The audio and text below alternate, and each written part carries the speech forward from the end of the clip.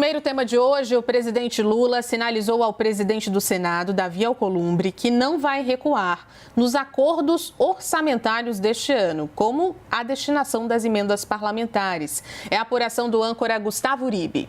O aviso foi feito durante uma reunião entre articuladores do governo e Alcolumbre. O encontro fez parte de uma tentativa de destravar pautas governistas, como o fim da escala 6x1 e projetos que reforçam a segurança pública, já que o presidente do Senado, vamos lembrar, tem resistido a votar esses textos antes da eleição. Alcolumbre insiste em se encontrar com Lula para destravar as pautas, mas o presidente espera um gesto de boa vontade, como a votação de propostas de interesse do governo antes desse encontro. Com o impasse, interlocutores têm buscado um denominador comum. Caso o senador não ceda à pauta governista, parlamentares de esquerda têm ameaçado retomar o mote "nós contra eles". Alcolumbre já disse que não vai aceitar pressões e Lula reafirma que não vai ceder a chantagens legislativas. Vamos ao debate. Bem-vindos. Boa noite. Bortoleto, ninguém quer ceder. Lula ou Alcolumbre? Quem vai, então, dar um primeiro passo ou ceder primeiro? Boa noite, Juliana. Boa noite, José Eduardo Cardoso, todos que nos acompanham aqui pela CNN. Bom, primeiro de tudo, Juliana, eu gostaria de deixar claríssimo que esse tipo de embate feito através de emissários e através de correspondentes não vai ajudar nenhum dos lados. Mais produtivo para o Brasil seria, sem sombra de dúvida, que os dois se encontrassem, ao se encontrarem, definissem a pauta que vai dar verdadeiramente sustentação àquilo que o Brasil precisa. Não pode ficar parado, nem no executivo, nem no legislativo. Nós não podemos simplesmente achar que porque um ano é eleitoral, nada deve acontecer. Eu, por aqui, diversas vezes, já comentei que muitas das pautas colocadas nesse ano no Congresso Nacional não deveriam lá estar, por vários motivos, principalmente por ser ano eleitoral. Mas também já disse e reafirmo que às vezes no Brasil seria muito bom que nós tivéssemos eleições todos os anos, porque várias das pautas só funcionam em ano eleitoral. Então, sabendo disso, o mais prudente, o mais adequado para as duas partes é que eles se encontrassem. Eu não sei se é um gesto máximo e tão grave exigir o presidente do Senado Federal que o encontro seja feito de forma direta com o presidente da República. São os dois representantes de cada um, a sua sustentação daqui do Brasil. Então é muito importante que tanto o presidente da República quanto o presidente do Congresso Nacional se encontrem. As notícias que nós recebemos, como você mesmo disse aqui no início, Juliano, são de muita rispidez dos dois lados na hora de não se encontrarem. Agora, é bem fato que quem conhece de política entende que uma conversa direta e franca do presidente do Congresso Nacional com o presidente da República vai surtir efeito. Isso eu não tenho a menor dúvida. Os dois são habilidosos homens da política e tenho plena convicção de que conseguirão sair de lá com algo acertado e acordado. Eu gosto muito de primar pela lisura de todo esse processo. E acredito que um encontro franco seja o melhor. Quem vai ceder primeiro? Na minha opinião, o presidente Lula, que tem mais a perder em não deixar essa pauta acontecer por exigência já posta pelo presidente do Senado. Acredito que em breve os dois estarão reunidos. Cardoso concorda? Bem-vindo, boa noite. Quem cede primeiro, Lula ou Alcolumbre? Quem tem mais a perder?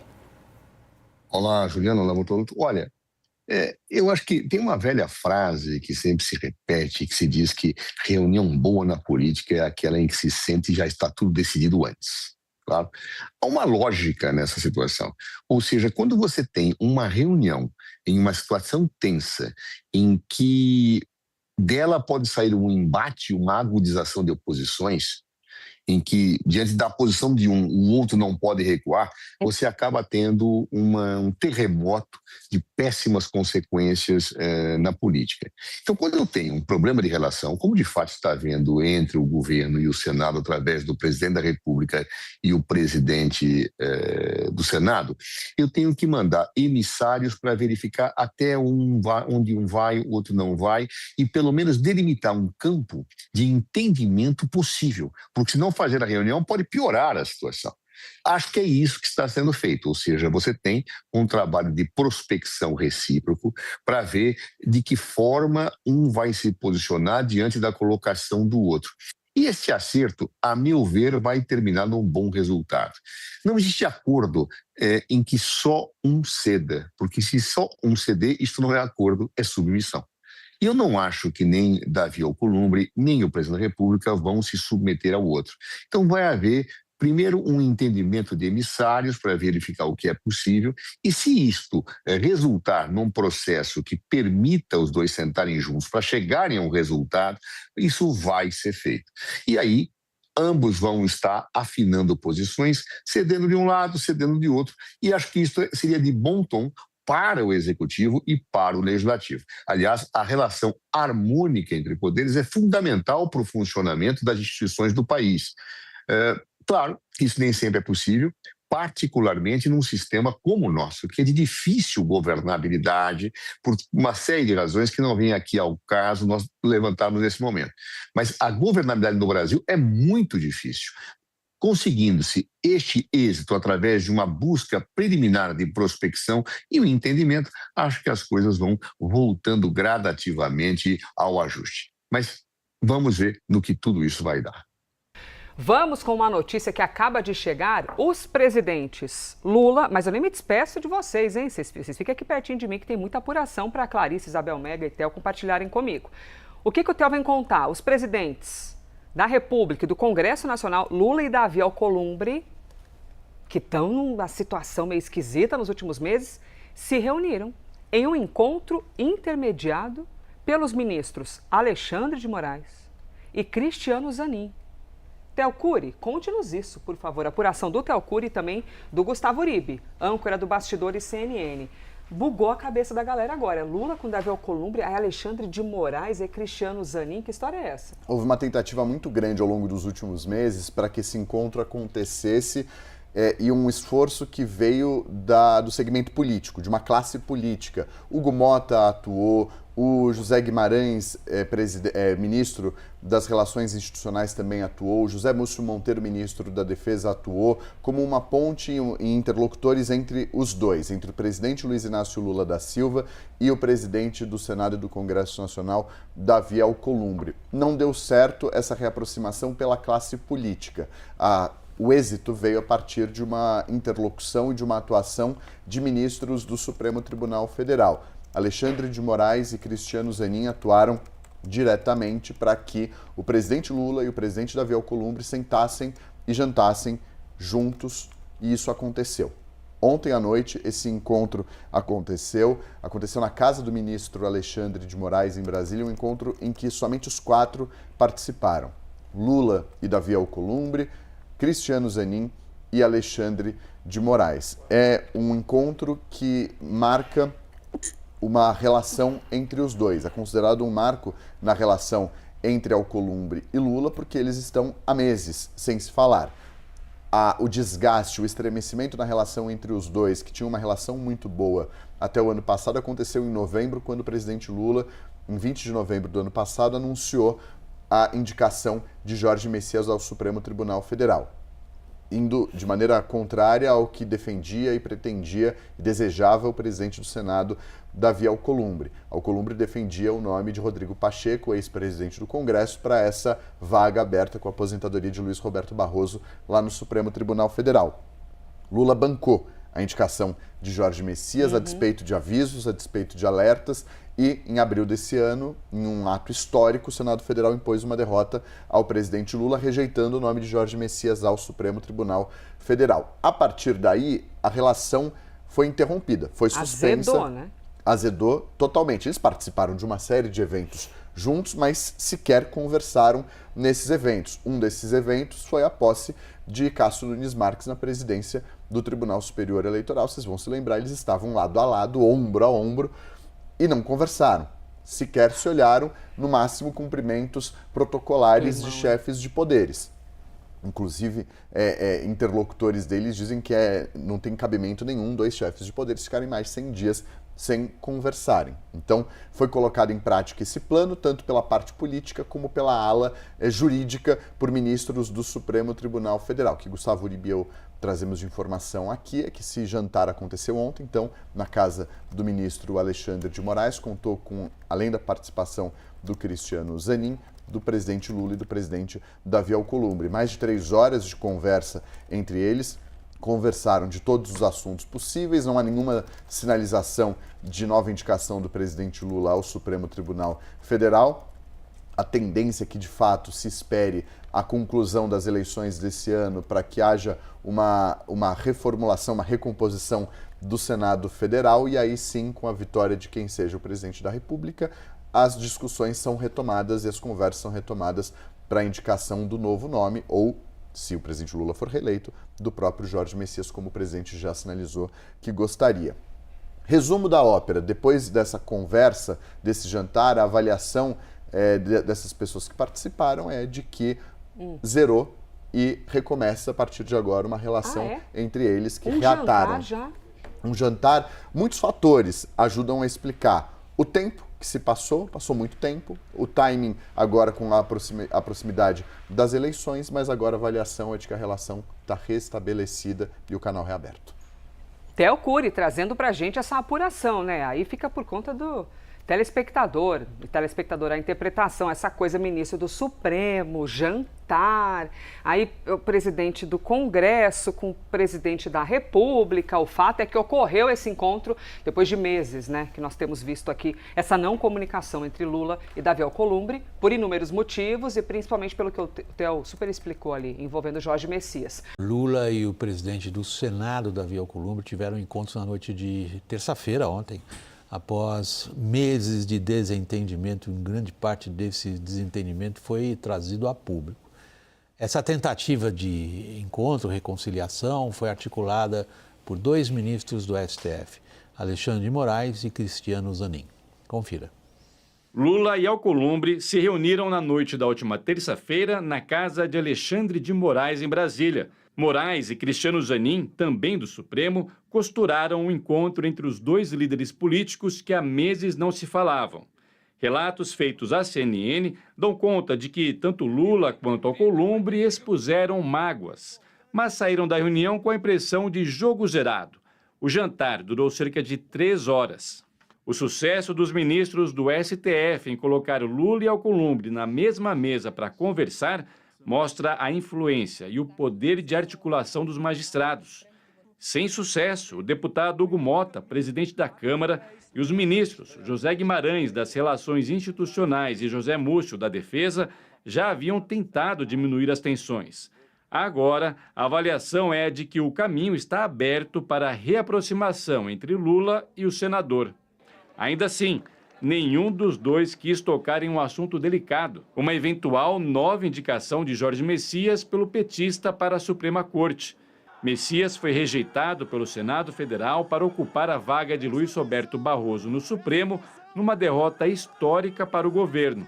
À época, a CNN Brasil revelou que Alcolumbre, que apoiava o nome do senador Rodrigo Pacheco, ficou insatisfeito por não ter sido ouvido por Lula na escolha do indicado e articulou contra a aprovação de Messias. Aliados avaliam, no entanto, que Alcolumbre não deverá impor resistência a uma eventual nova indicação de Messias.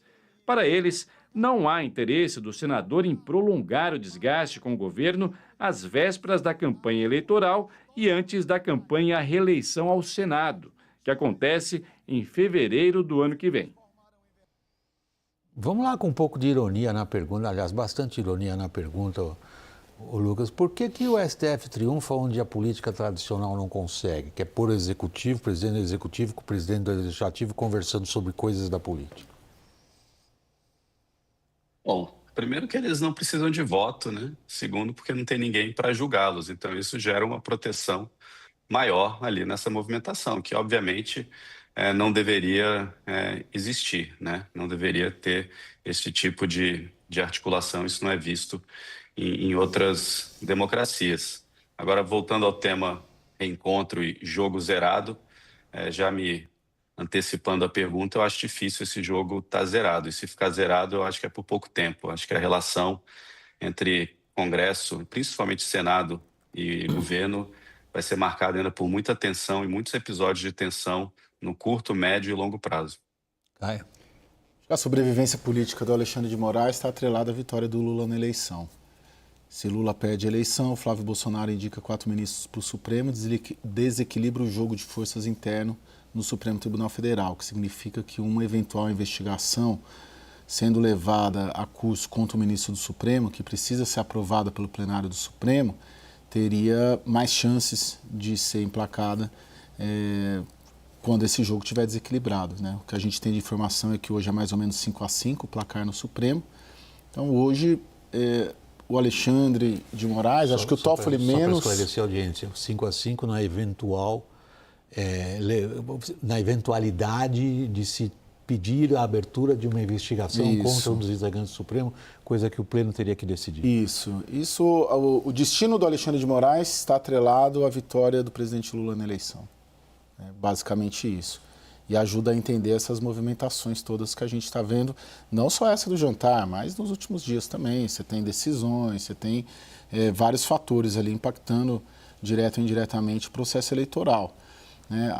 Uma derrota do Lula é uma derrota do Alexandre de Moraes também, no futuro principalmente. Seja pela via investigativa, né? Se a Polícia Federal avançar, concluir a investigação do caso Master e atrelar o que se supõe que seja uma relação muito próxima do Daniel Vercaro com o Alexandre, ou seja pela via política, porque o Senado tende a aprovar, a eleger uma maioria significativa de apoiadores de um impeachment de ministros do Supremo, especialmente do Alexandre. Talvez não com um número suficiente para o impeachment, onde o Gilmar mudou um pouco as regras, mas um número suficiente para eleger o presidente. Sim, exatamente. E aí ameaça para o Alcolumbre. E aí você tem esse é o fator Alcolumbre ali nessa reunião também, né? Muito embora o Alcolumbre ele dá sinais sempre para os dois lados, né? Ele dá sinal para o presidente Lula, ele já deu sinal para a oposição, rejeitou o Jorge Messias, enfim. Agora, teve um vídeo, acho que na semana passada, que mostra o Alexandre de Moraes chamando o presidente Lula para um café, né? Isso numa reunião ali. E depois desse vídeo, alguns dias depois, saiu aí esse jantar. Então, muito provavelmente, esse assunto eleitoral, todas essas questões, investigação, problema com a Polícia Federal, caso Master, certamente, eu apostaria que foi tema desse jantar. Em 3 horas é possível que tenham tratado também de bombas fiscais?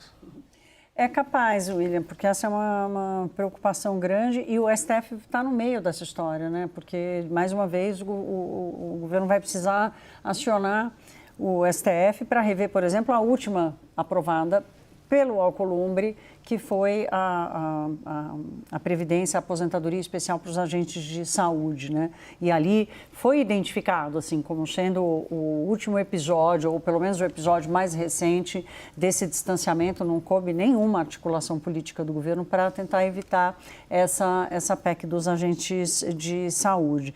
A grande questão aí é o seguinte, né? O Lula, será que ele confia no Davi Alcolumbre? O que eles falam em 3 horas é confiável, né?